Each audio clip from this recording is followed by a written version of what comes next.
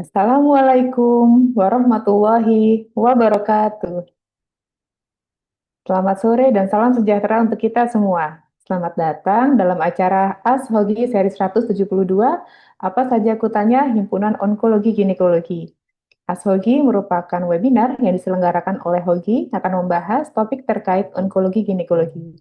Salam kenal, saya Sarah selaku MC pada sore hari ini. Puji syukur kepada Tuhan Yang Maha Esa, kita dapat mengikuti Ashogi seri 172 ini. Sore kali ini kita akan membahas topik terkait fertility sparing surgery pada kanker ovarium. Suatu topik yang penting bagi kita semua, bagaimana menjaga harapan fertilitas pasien tanpa mengabaikan prinsip onkologi yang aman dan tepat. Akan ada dua materi yang disampaikan oleh para narasumber. Kami ucapkan terima kasih atas waktu yang diberikan kepada moderator serta narasumber, serta partisipan semua yang selalu setia mengikuti acara Ashogi di setiap hari Rabu. Sebelum memasuki acara yang pertama, saya ingin menyapa terlebih dahulu moderator acara pada sore hari ini, yaitu Dr. Taufan Widya Utami, spesialis obgyn, subspesialis onkologi. Dr. Taufan, Assalamualaikum dokter. Sehat dokter? Ya, Waalaikumsalam. Voice from this iPhone. Terima kasih dokter.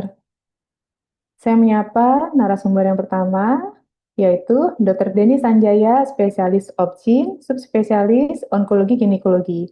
Beliau konsultan onkologi ginekologi RSUD Provinsi Banten. Selamat sore Dr. Denny. Selamat sore, Dokter Apa kabar dok? Sehat, Alhamdulillah. Gimana kabar sehat juga, Dokter Sarah ya? Alhamdulillah dok, makasih dokter. Narasumber yang kedua, mari kita sapa bersama Dr. Sugianto, spesialis obgyn, subspesialis onkologi ginekologi. Beliau konsultan onkologi ginekologi dari RSUD Toto Tabila Gorontalo. Assalamualaikum dokter. Waalaikumsalam warahmatullahi wabarakatuh. Selamat sore Dokter Sarah. Selamat sore Dokter Tovan dan Dokter Denny. Baik hadirin sekalian, mari kita masuk ke agenda yang pertama. Dalam webinar kali ini, kita dengarkan bersama sambutan yang akan disampaikan oleh Ketua Umum HOGI, Dr. Brahmana Askandar, spesialis obgyn, subspesialis onkologi. Kepada yang terhormat, Dr. Brahmana, saya persilahkan dokter.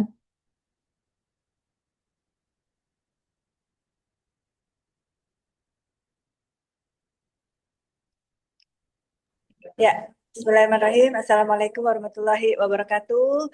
Selamat sore, Profesor Dokter sekalian, dimanapun berada. Mohon izin saya juga ini tiba-tiba diminta menggantikan Pak Ketua Hogi dan juga Prof. Yudi yang saat ini sedang berhalangan untuk join ya. Kebetulan saya juga sedang ada meeting, jadi saya baru keluar dari ruangan ya, mohon maaf. Ya, jadi Bismillahirrahmanirrahim, kita akan memulai Ashogi pada sore hari ini adalah 172 ya, seri ke 172 luar biasa ya.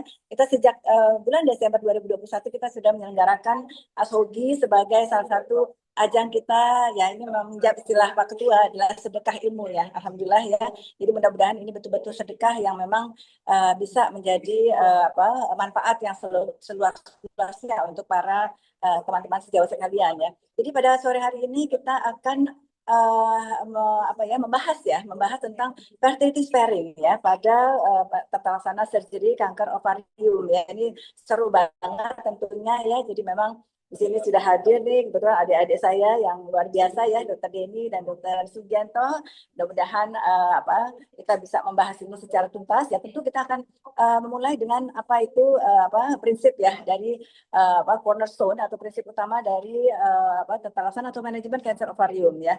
Jadi kanker ovarium itu tentu kita tahu ada yang jenis non epithelial, ada yang epithelial, di mana prognosisnya tentu in average adalah lebih buruk ya pada yang jenis epithelial, di mana banyak sekali jenis non epithelial yang kita bahkan bisa mencapai suatu fungsi fertilitasnya ya, pasca terapi komplit kemudian mendapatkan keturunan gitu. Bagaimana dengan yang non epithelial? Bagaimana dengan yang epithelial gitu ya? Jadi apakah ada beberapa syarat yang dapat kita dijadikan acuan ya untuk menjadikan suatu kasus untuk epithelial yang akan dilakukan fertility sparing begitu ya. Dan juga nanti kita lihat dari berbagai modalitas treatment ya, mulai dari systemic treatment, kemoterapi maupun radiasi terapi yang sangat sudah luar biasa saat ini, walaupun tetap menjadi tantangan walaupun di negara-negara high income juga ternyata memang memang masih menjadi tantangan di mana overall dari survival ovarian cancer juga memang masih secara 30 tahun terakhir itu masih pada angka kurang lebih 45%. Jadi memang tantangan kita bersama bagaimana kita bisa mencapai oncologic outcome sekaligus memang mencapai fertilitas outcome pada pasien-pasien yang memang masih membutuhkan fungsi reproduksi ya. Mungkin itu saja karena ini juga kita akan membahas lebih lanjut ini pakar-pakarnya ya. Mari kita dengarkan bersama. Itu aja, salam dari Pak Ketua HUGI kita, Dr. Brahmana yang saat ini juga sedang memimpin sidang promosi S3 ya, dan juga Prof. Yudi yang sedang dalam perjalanan ya dari Bali terkait dengan KOGI dan sudah akan kembali ke kediaman beliau. Saat ini sedang di Wush ya. Mudah-mudahan Prof. Yudi bisa bergabung ya, bisa terengah-engah juga keluar dari ruangan. Terima kasih banyak, mohon maaf atas salah kurang berkenan. Mudah-mudahan kita bisa menciptakan segala sesuatu yang terbaik ya untuk tata laksana pasien kita, terutama pada pasien-pasien onkologi ginekologi. Sekali lagi terima kasih banyak. Wassalamualaikum warahmatullahi wabarakatuh. Saya serahkan kepada Dr. Sarah kembali. Wassalamualaikum warahmatullahi wabarakatuh. Terima kasih Dr. Tovan sudah berkenan memberikan sambutan mewakili dari panitia serta Dr. Brahmana. Terima kasih. Baik, beranjak ke acara utama para hadirin sekalian, yaitu penyampaian materi oleh para narasumber. Di akhir sesi, kami perkenankan para hadirin sekalian jika ingin bertanya di kolom Q&A atau dapat bertanya secara langsung dengan menekan tombol raise hand.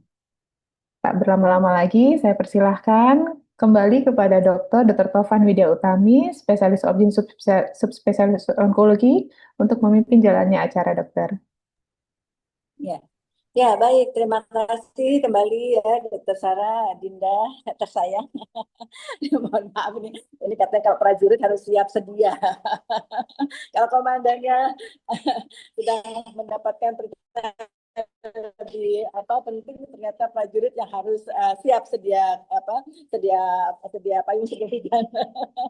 Ya, ada gempa di NTT ya, 4,8 skala Richter, tapi terasa di Bali sedikit ya. Alhamdulillah kami tidak ada masalah di sini. Baik, saat ini saya sedang menghadiri Global Forum in Cervical Cancer Elimination ya, jadi memang alhamdulillah kita juga sedang meeting ini. Ya, saya persilakan untuk presentasi Dr. Sugi atau Dr. Dani duluan terlebih dahulu tentang fertility sparing. Ini luar biasa ya. Ini jangan dianggap ujian ya, Dr. Sugi dan Dr. Dani, santai saja karena kita memang santai tapi serius tapi santai ya. Silakan. Baik, ya, terima kasih ya, Dr. Tovan, guru kami. Saya ingin menyapa terlebih dahulu guru-guru kami. Terima kasih atas kesempatan yang telah diberikan. Terima kasih juga untuk partisipan yang telah setia mengikuti POGI pada siang hari ini. Saya akan mencoba men-sharekan. Mohon izin, apakah sudah terlihat, dokter, slide saya?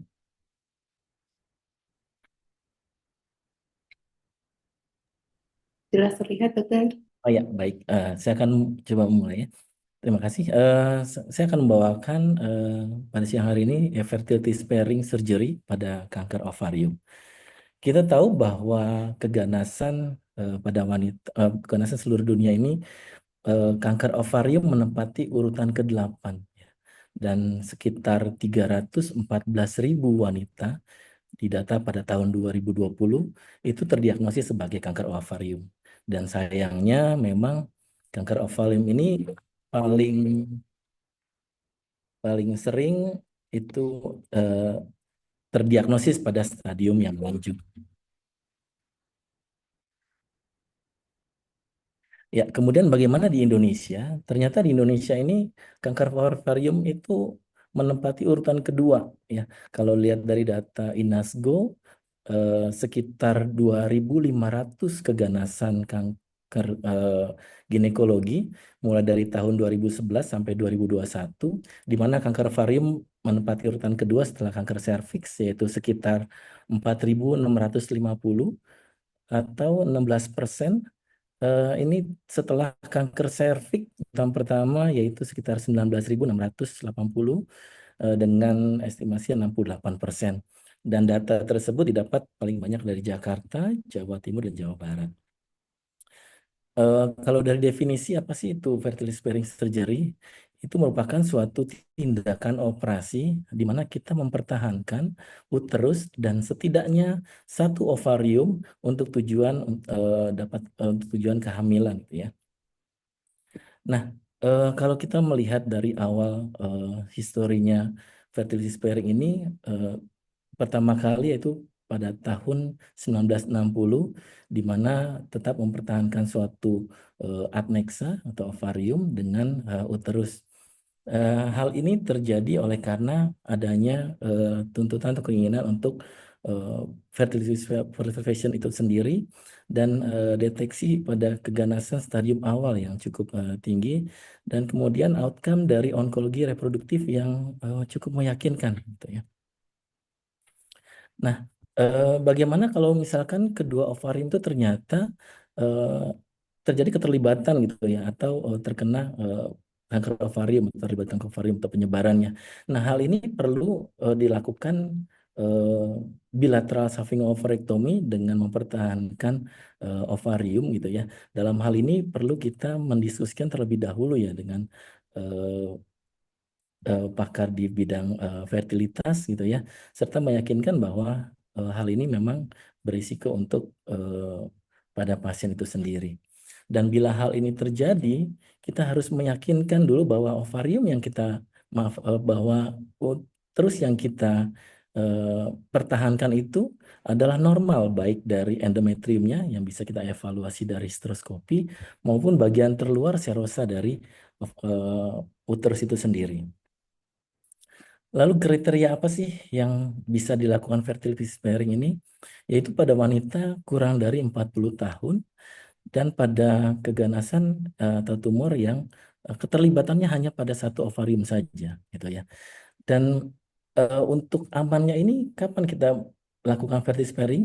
Pada kanker ovarium tentunya pada grade yang rendah ya, atau low grade, stadium 1A, pada serous, endometrioid, atau mucinosum, gitu ya.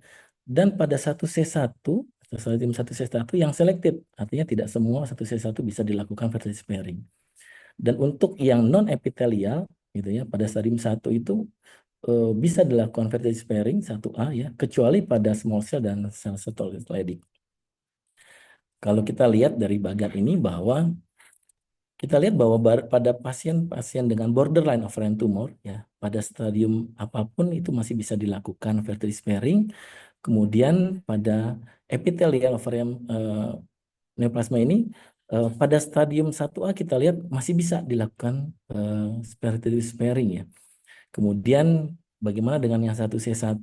Kalau kita lihat ternyata tidak boleh dilakukan pada high grade serous carcinoma dengan high grade endometrioid, gitu ya, serta mucinosum yang terjadi infiltratif atau invasion, gitu ya. Bagaimana dengan yang non epithelial, gitu ya? Kalau kita lihat dalam tabel ini bahwa pada germ cell tumor pada semua stadium ini masih bisa kita lakukan fertility sparing. Karena dalam hal ini bahwa kita tahu pada germ cell tumor ini merupakan tumor atau keganasan yang sensitif pada kemoterapi, gitu ya. Kemudian yang tidak boleh, gitu ya, pada stadium apapun yaitu pada small cell carcinoma dan sertoli-Leydig cell tumors. Kemudian bagaimana sih tekniknya? Mungkin teknik ini akan lebih jelas nanti dijabarkan oleh Dr. Sugiyar, pembicara kedua. Saya akan lanjutkan terlebih dahulu. Lalu hasil akhirnya tuh bagaimana pada borderline ovarian tumor? Ternyata tingkat terjadinya kehamilan pada borderline ovarian tumor dari penelitian ini dikatakan bahwa range-nya cukup luas ya, antara 32 sampai dengan 82% terjadinya kehamilan. Ini mungkin didapat dari data-data yang memang cukup banyak kita lihat penelitian-penelitian ini yang bervariasi ya. Mungkin dari kedua ovariumnya, gitu ya, yang kemudian dari usia. Namun dalam hal ini penelitian ini tidak menjelaskan secara detail. Nah, bagaimana hasil akhir dari tumor yang epitelial?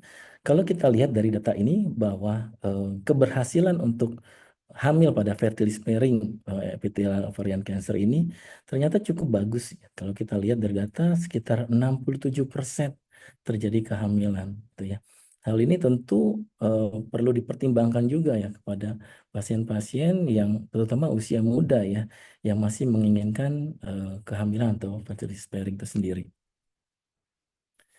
Nah, berikut untuk kasus-kasus yang non-epitelial atau germ cell tumor ya dalam hal ini, kalau kita lihat memang presentasinya ya jauh atau lebih tinggi ya dibandingkan dengan yang epitelial ya, yang seperti saya sebutkan tadi, bahwa sebenarnya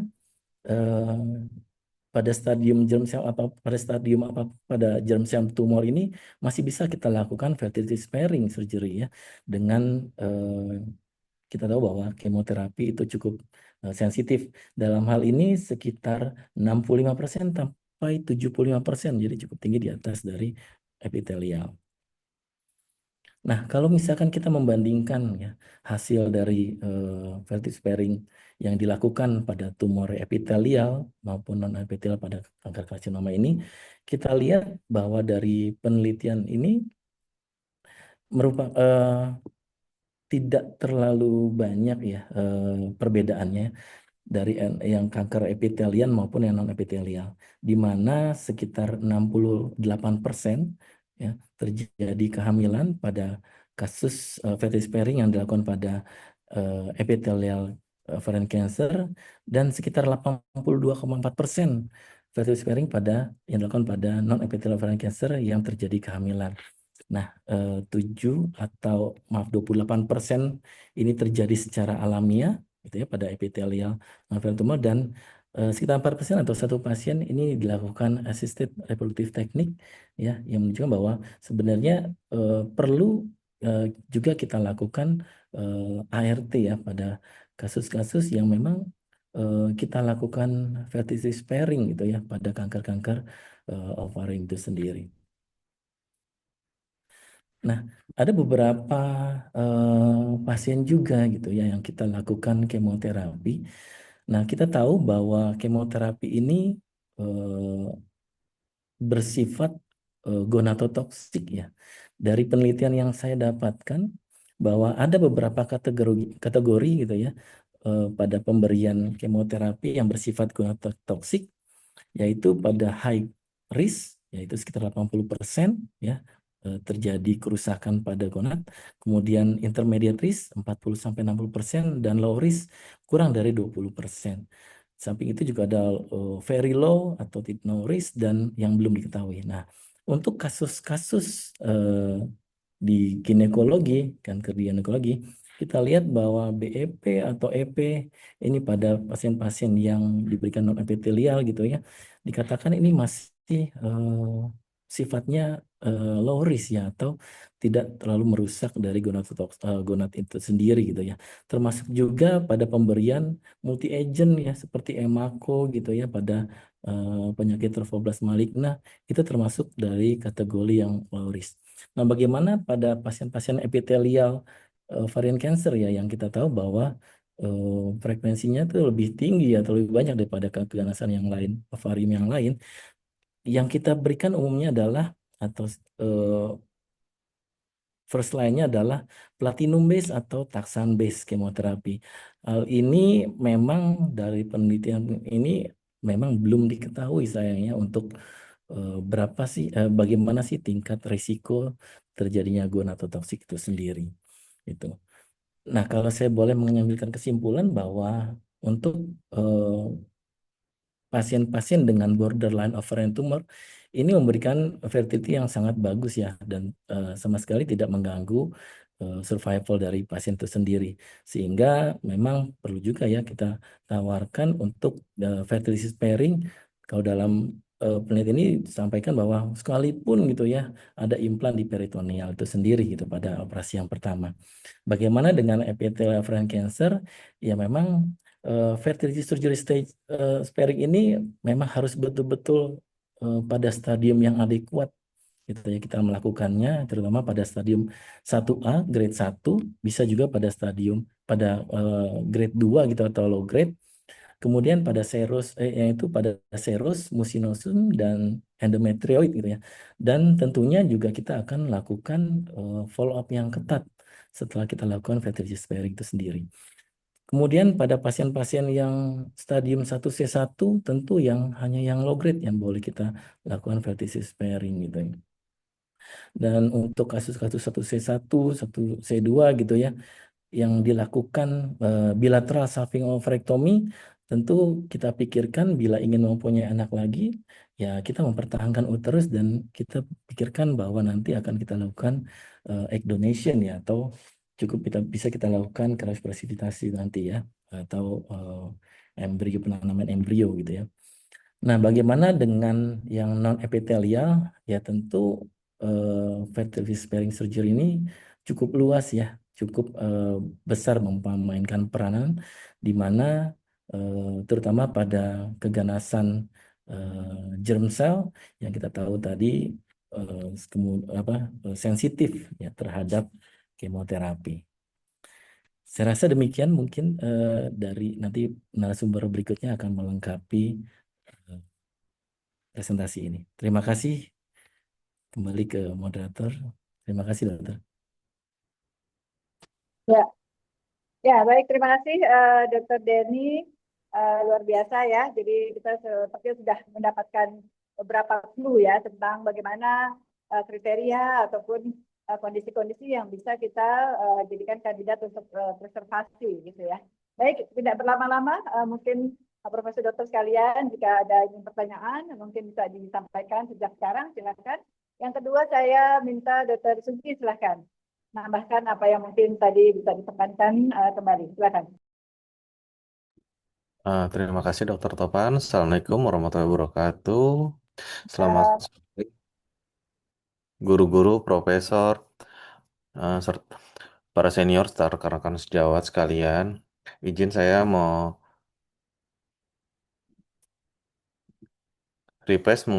merefreshing mengenai tata dan teknik serta tata laksana FSS pada kanker ovarium.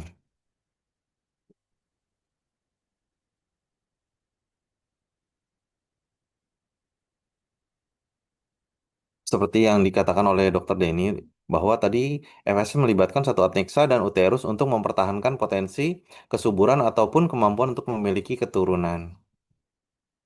Menurut update guideline 2025, aspek rujukan ke spesialis fertilitas direkomendasikan untuk pasien usia subur yang menginginkan FSS. Klasifikasi histologi karsinoma musin, pola ekspansi dianggap lebih aman, namun pola infiltratif lebih dari sama dengan 5 mm invasi stroma memiliki resiko kekambuhan dan mortalitas yang lebih tinggi. Klasifikasi PA, tumor endometrioid dan musin, deskripsi lebih lengkap untuk membedakan antara tumor primer dan metastasis. Pertimbangan pada remaja dan dewasa direkomendasikan dengan panduan onkologi untuk aspek fertilitas, endokrin, reproduksi, dan kesehatan seksual. Indikasi untuk mempertahankan uterus dapat dipertimbangkan bahkan jika kedua ovarium terlibat, bisa memungkinkan untuk penggunaan in vitro.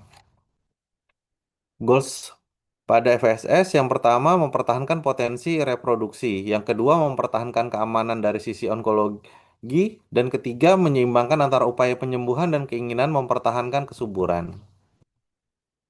Diagnosis dan persiapan preoperatif. Pertama kita lakukan pemeriksaan fisik, dilanjutkan dengan pemeriksaan USG secara rutin, serta pemeriksaan advance imaging, serta tumor marker. Pertimbangan staging pada FSS, meskipun kesuburan dipertahankan, tindakan pembedahan yang komprehensif tetap wajib dilakukan meliputi sitologi peritoneal, omentektomi, biopsi peritoneal, diseksi KGB pelvic bilateral dan para aorta, serta pemeriksaan ovarium kontralateral. Pendekatan FSS pertama unilateral salping ovarectomy, yang kedua kistektomi ovarium, walaupun penggunaan sangat terbatas karena masih kontroversial. Yang ketiga, mempertahankan uterus untuk kehamilan spontan atau melalui teknologi reproduksi berbantu. Eh, Aspek perbedaan laparoskopi dan laparotomi. Pendekatannya pada laparoskopi minimal invasif, sedangkan pada laparotomi operasi terbuka melalui sayatan di perut.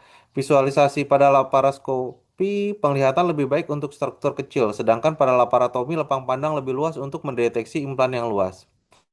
Penanganan jaringan pada laparoskopi lebih halus namun pergerakannya terbatas.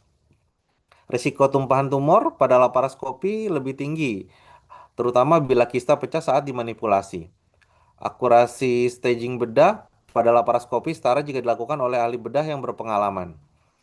Waktu pemulihan pada laparoskopi lebih cepat dan rawat inap yang lebih singkat. Komplikasi pasca operasi pada laparoskopi biasanya lebih rendah. Nah, sedangkan rekomendasi pada laparoskopi dapat dilakukan pada stadium awal dan hanya di pusat yang berpengalaman. Namun pada laparotomi disarankan jika tidak tersedia SDM ataupun peralatan laparoskopi. FSS menurut stadium dengan tipe pada dysgerminoma stadium 1A sampai 4, York tumor stage 1A sampai 4, dan imatur teratoma stage 1A sampai 4 jika ingin dilakukan FSS, maka tindakan yang dilakukan adalah unilateral samping ovarectomy, peritoneal washing, omental biopsi, dan sampling pada KGB. Namun jika tidak dilakukan FSS, maka dilakukan tambahan HTSOB.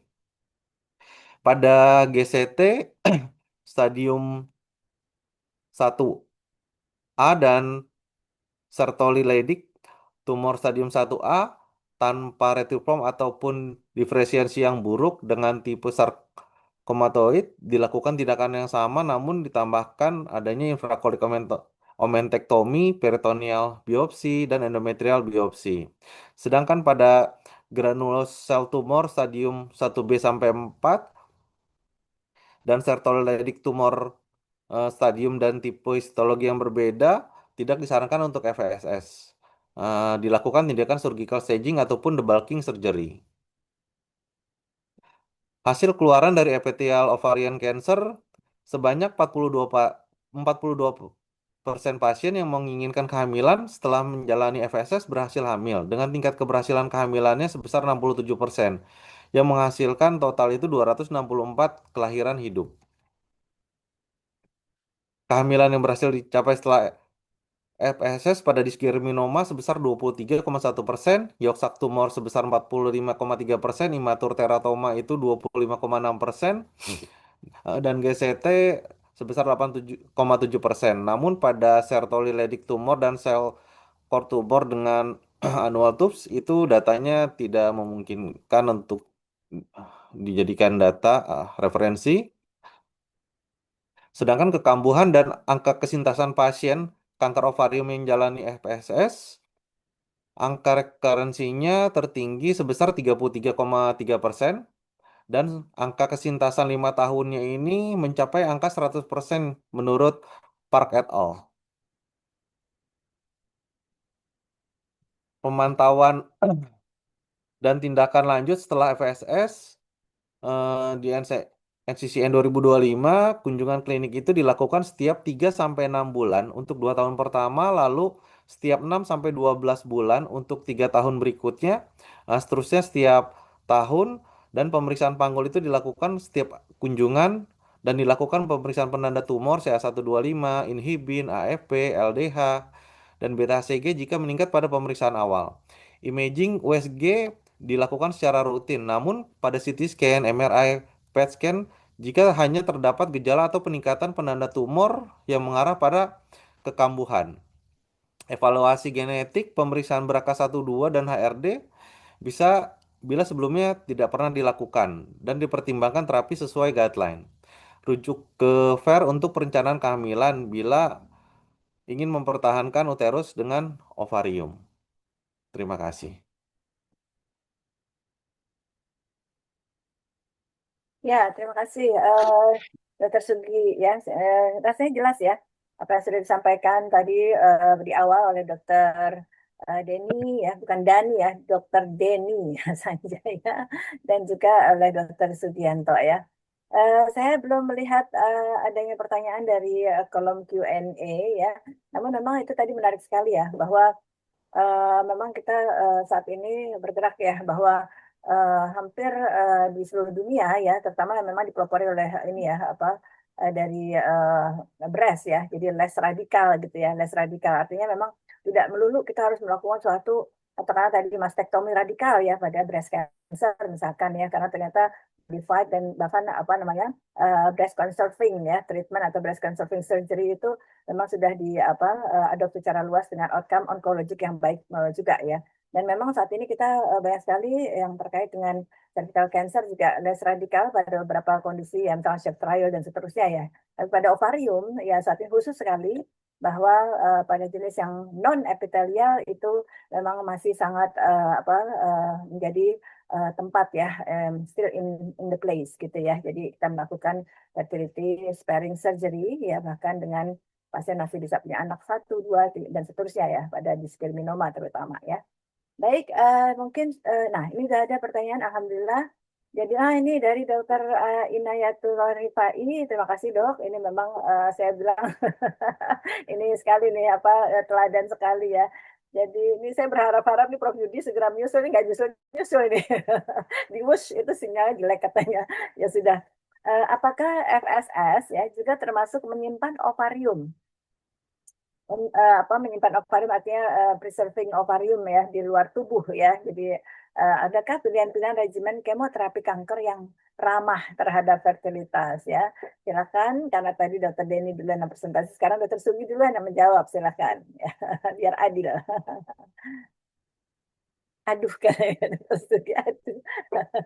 Ada yang ketimpa sesuatu di bawah ya. Terima kasih dokter. Mungkin kalau untuk menyimpan sel ovarium di luar, maksudnya untuk in vitro dok atau? Iya, artinya ini mungkin settingnya ini mungkin perlu diperjelas ya. Misalkan katakanlah ovarium kanan nih, ovarium kanan ternyata hasil VC-nya diskerminoma misalkan gitu ya. Kita tahu setiap kanker itu mengalami suatu kondisi yang dikatakan sembuh dalam tanda kutip, artinya remisi ya. Kita akan berhadapan pada suatu rekarensi pada kontralateral misalkan gitu ya. Jadi mungkin pertanyaannya adalah apakah pada ovarium kontralateral yang secara makros mungkin naked eyes ya itu dianggap tidak ada lesi ataupun patologi ya terkait dengan kanker ya, itu apakah misalkan kita melakukan suatu preserving ovarium juga gitu ya, ovariumnya udah pasti nggak diangkat kalau kontralateral ya, tapi misalkan tadi untuk freezing ya, misalkan cryo ovarium di seperti teknologi reproduksi berbantu gitu ya, seperti ART. Silakan dijawab Dr. Sugi. Ya, jika memang ditemukan pada, misalkan contohnya pada satu sisi, mungkin di kontralateralnya kita berharap dari posisi kontralateral ovariumnya diharapkan itu yang akan menyumbang sel telurnya untuk proses kehamilannya. Namun jika dua-dua ovariumnya tidak bisa dipertahankan atau diangkat dua-duanya, maka kita bisa memberikan donor ovarium dari luar dengan mengangkat kedua ovarium dan melakukan sel in vitro dengan teknik ART seperti itu dok. Oke ya, oke baik ya. Silakan Dr. Denny. Ya, terima kasih Dokter Tovan. Jadi mungkin ini pertanyaannya lebih tadi ini saya baca lagi nih untuk ke masa depan ya, mungkin nggak ya ovarium itu dipreservasi gitu ya di luar tubuh ya. Kalau yang saya pernah baca itu masih memungkinkan Dokter Tovan. Jadi dipreservasi kemudian ketika mungkin ya dalam hal ini dibutuhkan suatu saat mungkin ke depan ya pencangkokan atau ini masih mungkin dilakukan gitu ya. Yang pasti kalau FSS itu ketika ovarium yang kontralateral masih bagus ya tentu kita akan pertahankan ya. Kenapa harus disimpan di luar tubuh? Mungkin itu jawaban saya, Dr. Tovan. Terima kasih. Ya baik ya. Memang ini terima kasih Dr. Denny ya. Terima kasih Dr. Inayatul Rifai. Jadi ini sangat menginspirasi ya. Tentu dalam setiap tata laksana manajemen cancer itu memang beberapa dan bahkan hampir selalu melibatkan suatu multidisciplinary approach ya. Pertama pada ovarian cancer ya. Memang itu sudah menjadi standar protokol gitu ya. Ketika kita ingin memberikan intervensi ya, ini memang fair ya, sejauh dari fertilitas endokrin reproduksi yang akan kita bisa libatkan dalam hal ini ya. Saya punya sedikit sharing ya, pasien waktu itu usia 18 tahun ya, dia menderita diskerminoma, hanya dilakukan SO saja waktu itu di luar daerah ya, jadi tidak bersama dilakukan levarektomi dan seterusnya ya, jadi hanya SO unilateral saja ya. Tapi kemudian usia 25 tahun dia menikah ya, itu tidak ada rekarensi dan hamil ya, udah 2 kali hamil sama saya. Alhamdulillah masih baik-baik saja dan memang kita selalu surveillance atau melakukan suatu pemantauan ya, Dr. Ina ya. Baik, mungkin lanjut karena waktu terbatas. Ini ada pertanyaan dari Dr. Irwin Lamtota ya. Alhamdulillah, izin bertanya, apakah setelah FSS wajib dilakukan IVF? Nah, ini menarik sekali ya. Karena harus didiskusikan di awal mengenai biayanya, gitu ya. Jadi nanti mungkin sedikit clue apa bedanya misalnya kita melakukan suatu fertility sparing pada endometrium ya dengan ovarium. Nah ini harus dibedakan ya. Yang kedua pertanyaannya adalah berapa lama waktu tunggu kehamilan setelah FSS sampai dilakukan complete surgical staging. Nah, silakan Dr. Denny duluan. Ya, baik, terima kasih Dokter Taufan. Kalau ditanya gitu ya, FSS ini apakah wajib dilakukan IVF ya? Memang terkait biaya seperti itu ya. Tadi data yang tabel saya berikan bahwa sebenarnya cukup banyak ya yang terjadi kehamilan spontan, yang terutama pada stadium-stadium 1A yang tidak memerlukan kemoterapi gitu ya. Namun untuk jangka waktunya berapa lama sih? Sebenarnya tidak ada satupun yang mengatakan wajib harus 1 tahun gitu ya. Alangkah baiknya memang kalau misalkan ada biaya tentu kita nggak perlu memperpanjang ya masa tunggu itu gitu ya. Namun kalau misalkan tidak ada biaya, tetap kita nggak apa-apa kita tunggu saja sampai spontan pregnancy atau kehamilan spontan itu sendiri gitu ya.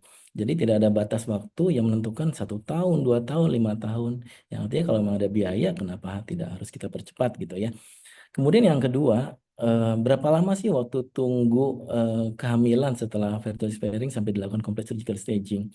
Sebenarnya kalau misalkan ini juga mungkin tidak ada batasan waktu gitu ya. Namun pada prinsipnya adalah ketika kehamilan itu sudah tercapai gitu ya, artinya kita kan tahu fertility sparing ini tujuannya adalah untuk hamil. Namun ketika hamil itu sudah tercapai ya, setelah itulah kehamilan dengan kelahiran bayi ya yang survive ya tentu kita lakukan surgical staging itu tentunya. Complete surgical staging gitu ya. Artinya kita tidak menunggu juga. Nah, itu tergantung dari edukasi kita kepada pasien. Seperti itu. Kira-kira Dr. Tovan mungkin bisa disempurnakan dokter. Terima kasih Ya, dok. ya, baik, baik. Terima kasih Dr. Denny ya. Setuju ya. Nanti yang kedua mungkin saya tambahkan. Silakan Dr. Sugianto. Silakan Dr. Sugi. Ya, terima kasih Dokter Hopan. Pada dasarnya memang sebaiknya kita tidak menunggu untuk FSS jika memang sudah dilakukan tindakan, sebaiknya secepatnya. Makanya dari awal jika emang kita ingin melakukan suatu pilihan untuk tindakan FSS itu kita harus konsul kepada FER, rekan sejawat untuk memang nanti tindakan berikutnya itu akan dilakukan apa? Apakah hanya kehamilan spontan atau memang dibantu dengan teknik yang lain seperti itu sehingga tidak berlarut-larut untuk kehamilannya seperti itu dok. Walaupun di sini tidak dikatakan oh berapa lama sih harus menunggu, seminggu kah, sebulan kah, 1 tahun kah, seperti itu dok. Itu aja sih dokter. Ya, ya, baik ya. Ya, jadi setuju ya. Jadi memang pada prinsipnya kita selalu evaluasi komprehensif, holistik ya, dokter ya. Jadi memang kalau kita bicara FSS, artinya memang pasti sudah punya pasangan ya, karena fertilitas yang dikejar ya. Jadi artinya apa kita apa strategik tentu kita kolaborasi ya, multidisiplin tadi ya. Jadi betul tidak ada apa namanya waktu absolut yang kita harus tunggu ya. Pada endometrium jelas karena endometrium terkait dengan apa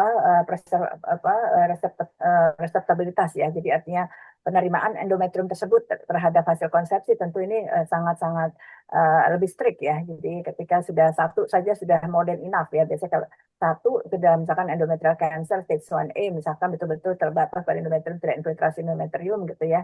Terus kemudian lakukan conservative treatment, kemudian dapat IVF langsung jadi itu sampai misalkan bagus viable bayinya ya. Biasanya kita anjurkan langsung dilakukan complete surgical staging pada misalkan apa ya indikasi tentu saat ini molecular classification ya.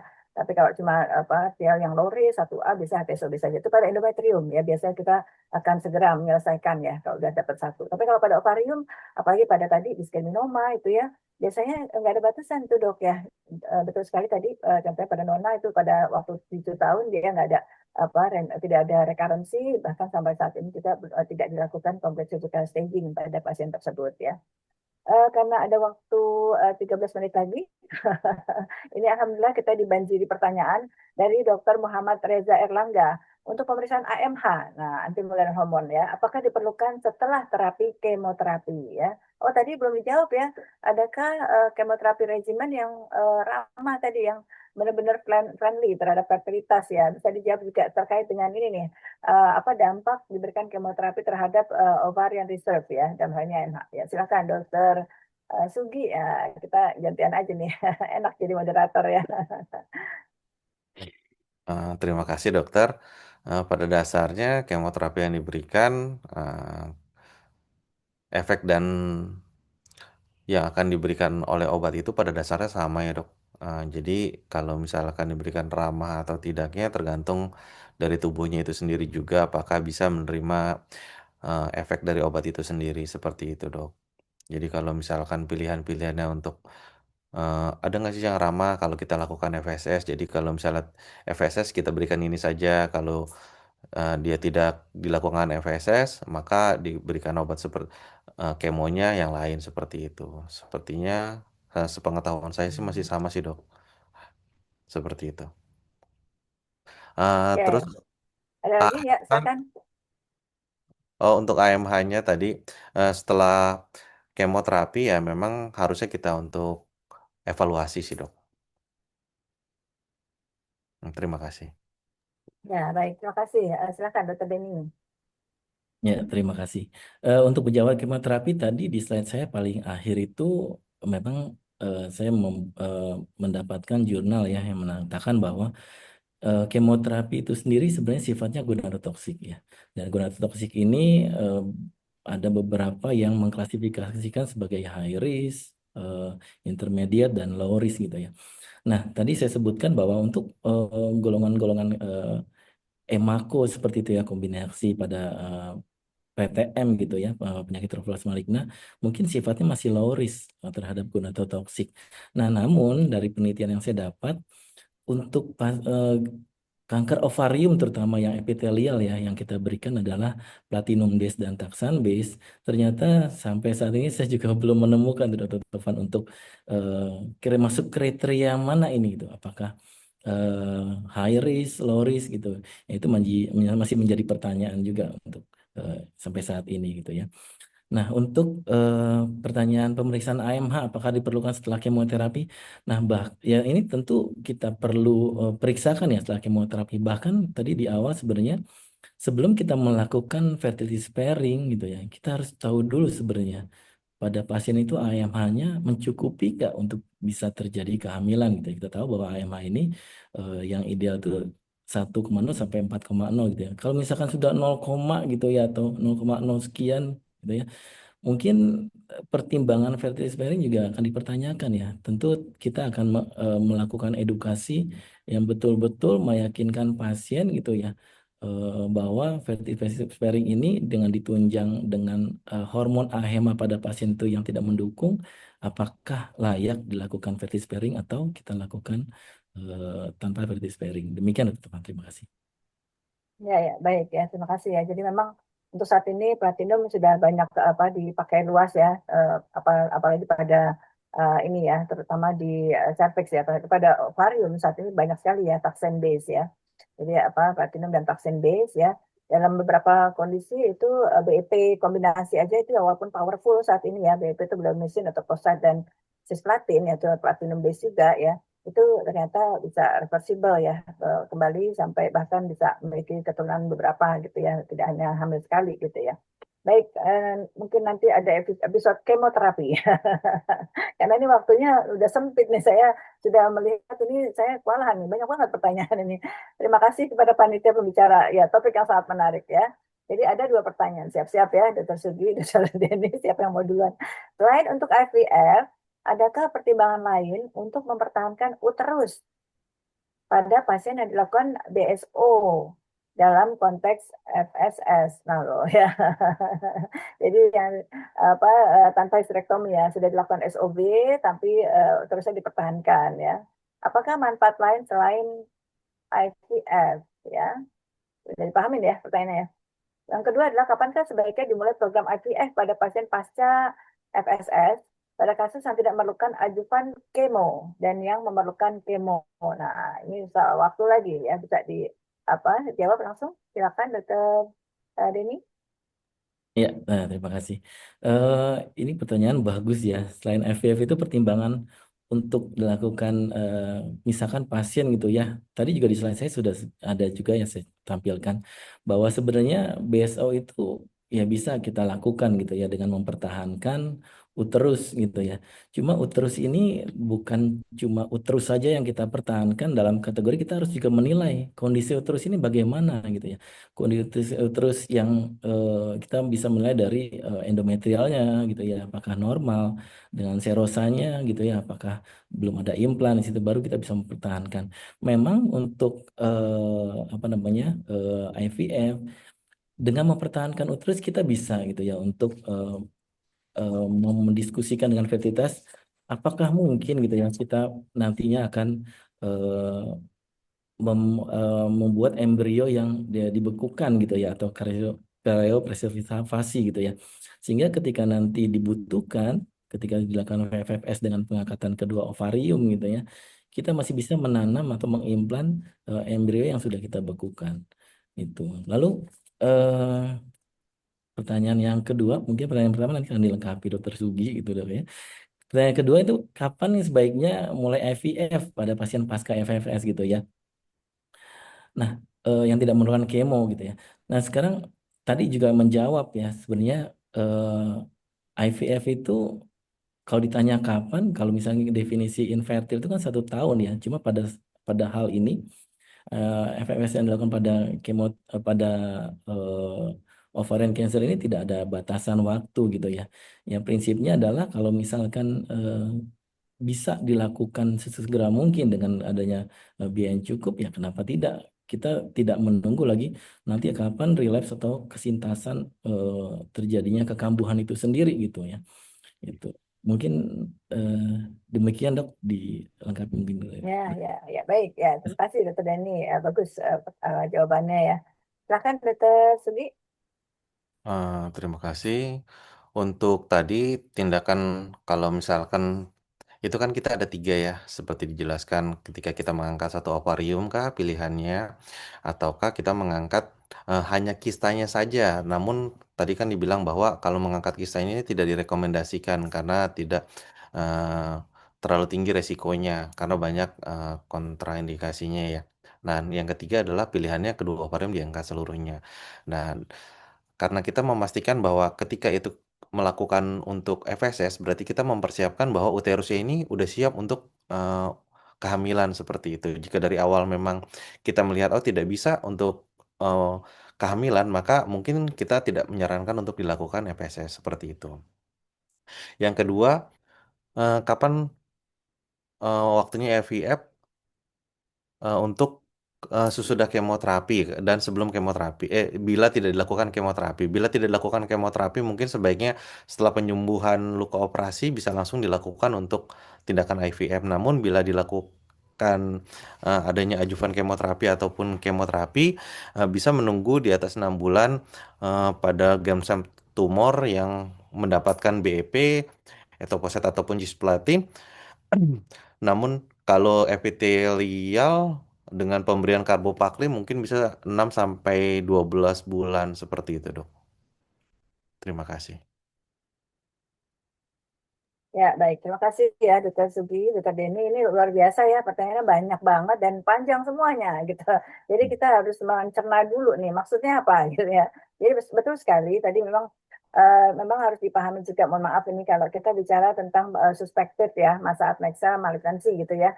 Tentu kita strategi itu dari preoperatif ya, jadi nggak tiba-tiba intraoperatif terkaget-kaget ternyata pasien inadequate staging misalkan gitu ya. Karena memang kalau kita melihat dari literatur bahwa yang menentukan prognostik faktor yang betul-betul signifikan adalah bagaimana dia pertama kali dilakukan treatment berupa pembedahan ya. Kita tahu bahwa cornerstone atau prinsip utama dari manajemen sel ovarium itu adalah itu tadi ya, cytoreductive surgery, pembedahan plus kemoterapi. Jadi itu dua hal yang memang tidak terpisahkan ya. Kecuali tadi ada beberapa kondisi misalkan stage 1A ya, epithelial, non clear cell ya, grade 1 di atas jadi grade 1 itu masih boleh tidak kemoterapi ya pada misalkan teratoma imatur gitu ya. Jadi berapa yang memang tidak perlu dilakukan kemoterapi. Nah, ketika memang terkait juga usia tentu ya kita melihat strateginya usia seberapa penting ini kita harus mengejar fungsi fertilitasnya tentu tadi strateginya bukan pada saat pasca operasi saja. Jadi ketika pasien masih dalam kondisi kita ingin melakukan pembedahan kita sudah kolaborasi dengan sejawat FAIR gitu ya. Jadi mungkin nanti ada suatu clue di mana kalau kita mendapatkan usia muda kemudian masa padat ya adnexa kemudian AFP-nya tinggi itu biasanya York tumor tuh ya endodermal sinus tumor. Jadi hati-hati mendingan dirujuk aja langsung ya daripada nanti ternyata kasihan pasiennya ya. Baik, berikutnya ada tadi batasannya kalau bisa kemoterapi jangan malu-malu ya. Kalau bisa di bawah 6 minggu jangan enggak kemo ragu-ragu ternyata udah 3 bulan enggak percuma juga ya. Ya, oke. Ini ada lagi dari Anonymous tadi ya kita bicara reseptivitas endometrium, tapi ini reseptivitas dari yang lain ya. Coba tadi dijelaskan salah satu syarat yang baik dilakukan sebelum FSS adalah melihat kondisi endometrium secara histeroskopi. Apakah ketentuan itu wajib dilakukan mengingat apabila pasien kondisi nona? Nah ini, nona artinya dia belum menikah, belum perlu hamil gitu ya. Yang kedua, apa prediktor klinis dan molekuler yang dapat digunakan untuk menseleksi pasien seovarum borderline dan low grade cirrhosis ya DLG asosiasi yang aman untuk dilakukan fertility preservation tanpa meningkatkan resiko kekambuhan. Ya, ini jawabannya kayaknya udah S3 nih. Ujian nih kayaknya. Dokter Sugi sama Dokter Denny, silakan Dokter Sugi deh. Yang lebih lebar senyumnya tuh Dokter Sugi kayaknya. Tadi yang pertanyaan pertama untuk melihat kondisi endometrium perlu apa enggak wajib atau tidak pada pasien nona, saya rasa untuk melihat kita lakukan tindakan dengan histeroskopi office bisa dilakukan walaupun itu nona dan saya rasa tidak masalah ya seperti itu. Walaupun misalkan nona belum menikah jika kita mau melihat endometriumnya karena saya rasa tidak merusak untuk selaput darahnya kerusakannya pun kalau misalnya ada kecil seperti itu. Yang kedua faktor prediktornya mungkin nanti bisa dibantu dari Dokter Tovan ya untuk pertanyaan kedua sesuai dengan tadi dok.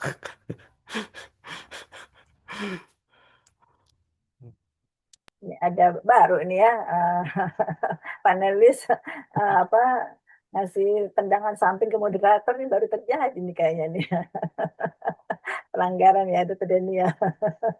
Oke, saya terima aja deh. Oke, silakan Dokter Denny. Makasih Dokter Sugi jawabannya. Ya, Ditambahkan mungkin? terima kasih dok.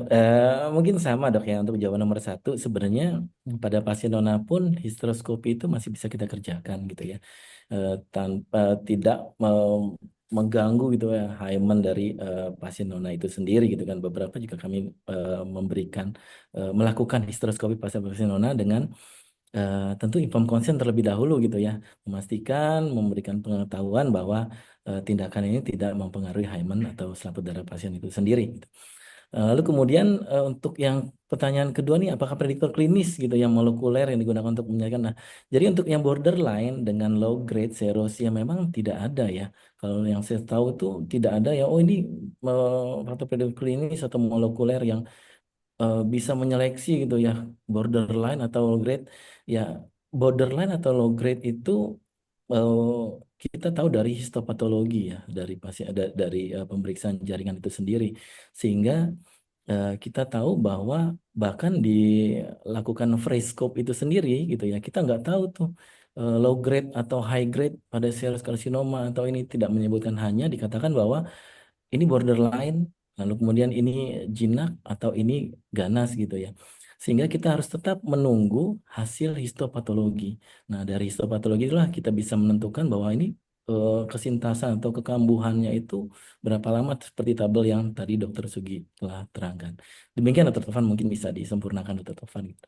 Ya, baik ya. Rasanya sudah bagus jawabannya ya. Tapi kan memang waktu ini udah lewat 1 menit ya. Saya sebagai moderator harusnya meng-cut ya. Tapi nggak apa-apa. Ini menarik sekali karena memang di daily clinical practice ini sering didapatkan gitu ya.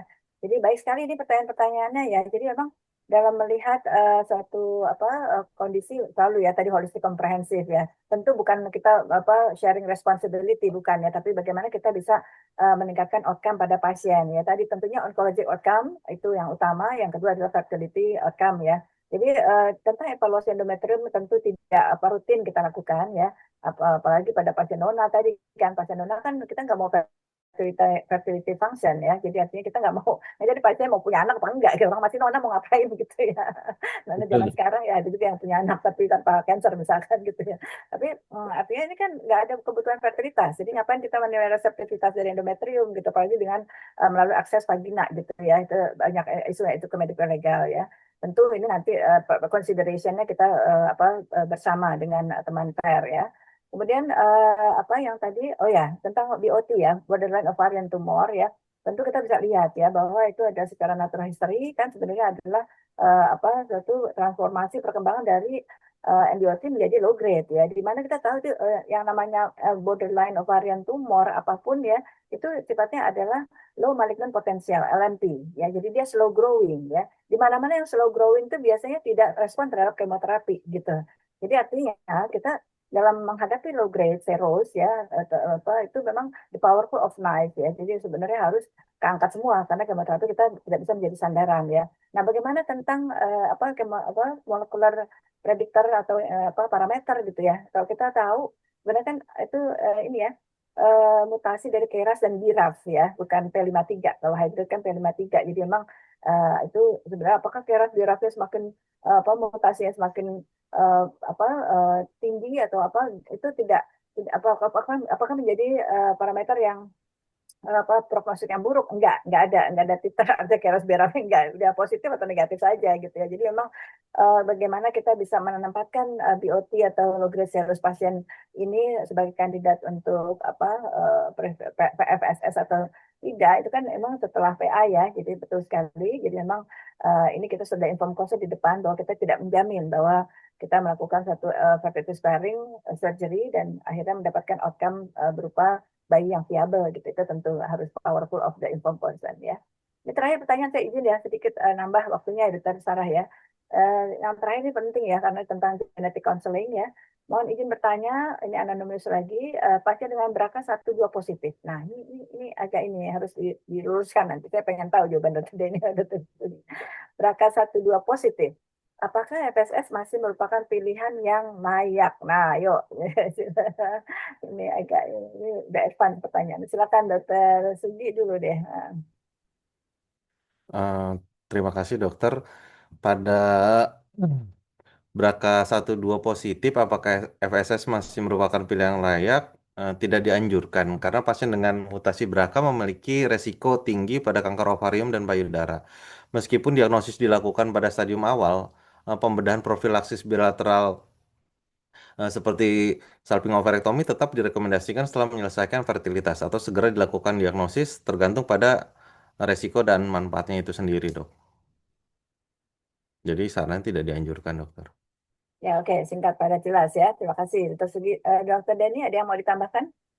Ya, setuju dok. Kalau kita sudah melihat adanya BRCA 1-2 yang positif, ya memang fertility surgery staging ini tidak layak lagi kita kerjakan seperti dok, karena resiko kekambuhannya ya memang sangat tinggi ya.